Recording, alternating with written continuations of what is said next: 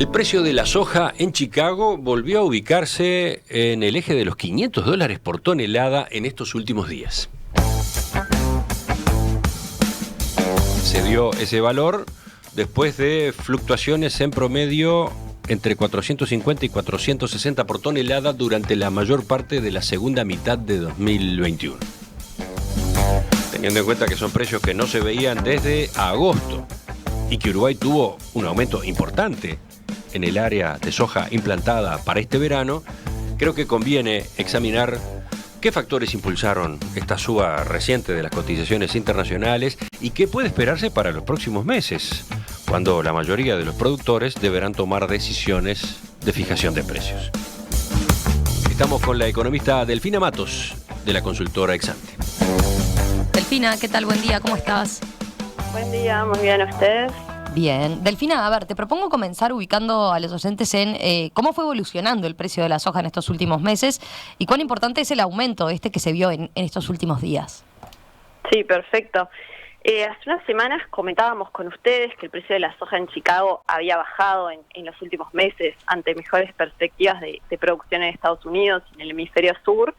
Entre septiembre y la primera mitad de diciembre, el precio de la soja estuvo entre 430 y 475 dólares por tonelada, bastante por debajo de los más de 600 dólares por tonelada que vimos en mayo, aunque igualmente fueron de los valores más altos desde 2014.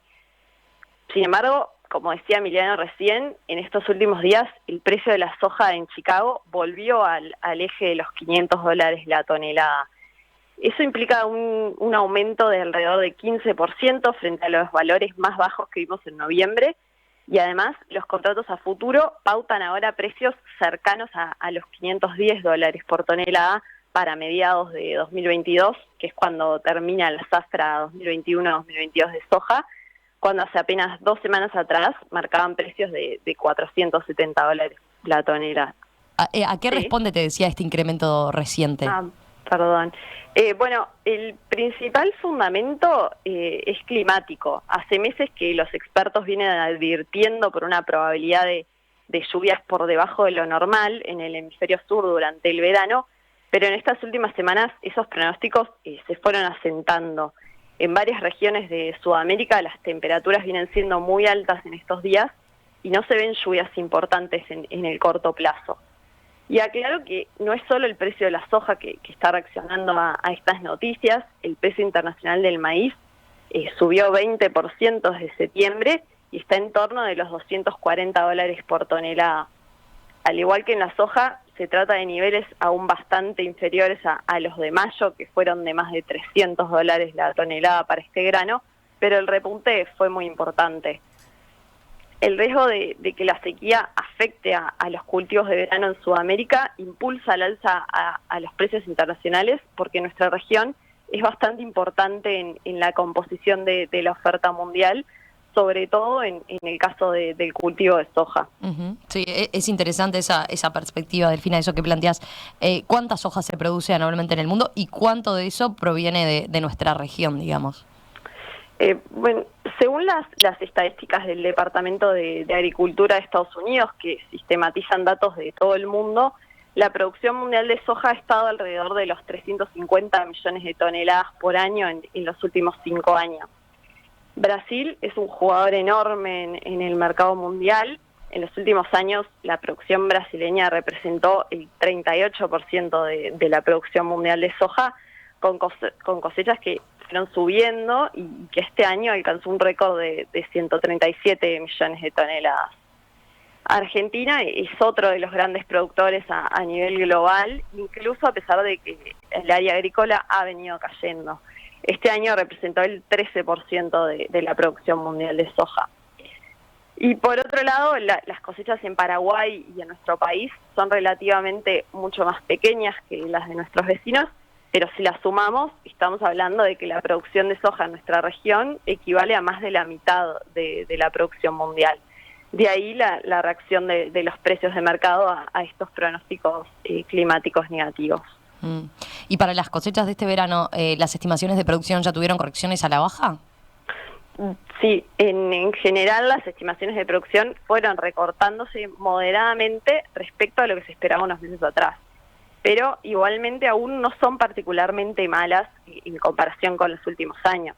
En Brasil, por ejemplo, se estima que el área sembrada con soja subió 4% este año, por lo que con rendimientos del cultivo similares a los de la zafra pasada, que también sufrió el impacto de falta de lluvias, la próxima cosecha aumentaría levemente y en este caso marcaría un nuevo récord, aunque con menor margen al que inicialmente se esperaba.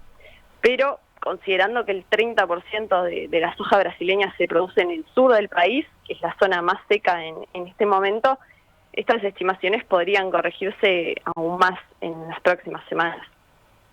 Por el contrario, en Argentina, el área sembrada con soja viene reduciéndose en los últimos años y este año habría sido la menor en 15 años, desalentada por las retenciones impuestas por el gobierno.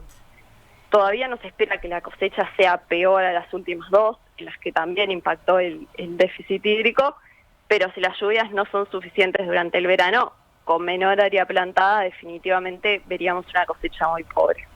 Delfina, y en nuestro país, ¿cómo impacta esta situación en la ecuación del cultivo? En nuestro país se aguarda en general un buen año y la mejora de los márgenes en la zafra anterior y el mantenimiento de precios altos alentó una expansión significativa del área sembrada. El último trabajo de la Mesa Tecnológica de Oleaginosos estimó un incremento de 15% del área plantada con soja este año, lo que totalizaría más de 1.200.000 hectáreas, que es la mayor superficie desde 2017. Pero al mismo tiempo los costos de producción también han tenido aumentos fuertes, principalmente a instancias del encarecimiento de los fertilizantes, los agroquímicos y los combustibles.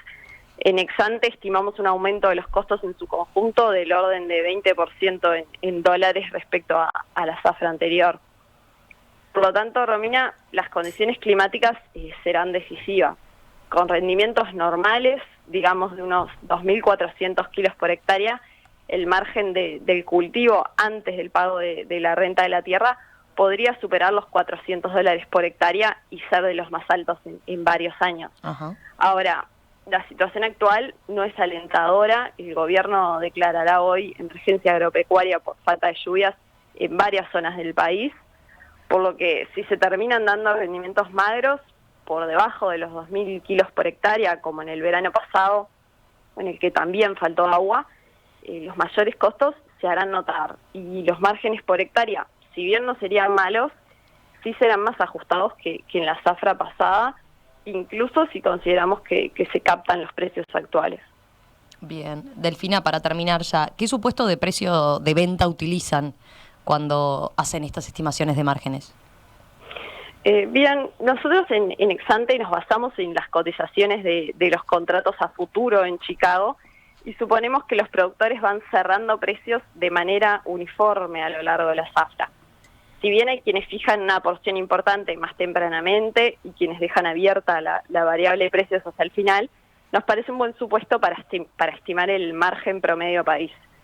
Como decía al principio, en este momento toda la curva de contratos a futuro subió, lo que debería en cierta medida trasladarse a los precios a los que los productores uruguayos pueden ir cerrando contratos desde ya.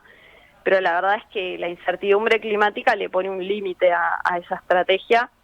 Difícilmente un productor quiera vender más de lo que seguro va a producir, ya que estaría asumiendo el riesgo de tener que cubrir un eventual faltante a precios más altos al final de la zafra. Delfina, gracias, gracias por este análisis a propósito del precio de la soja, que como decíamos volvió a los $500 la tonelada. Bueno, ¿qué está detrás de esta suba reciente? ¿Qué perspectivas hay para este cultivo? Volvemos a conversar con ustedes en los próximos días. Feliz año, porque seguramente no hablemos mañana. Bueno, Ivo, muchas gracias igualmente. Un abrazo para todo el equipo de Exante. Chao.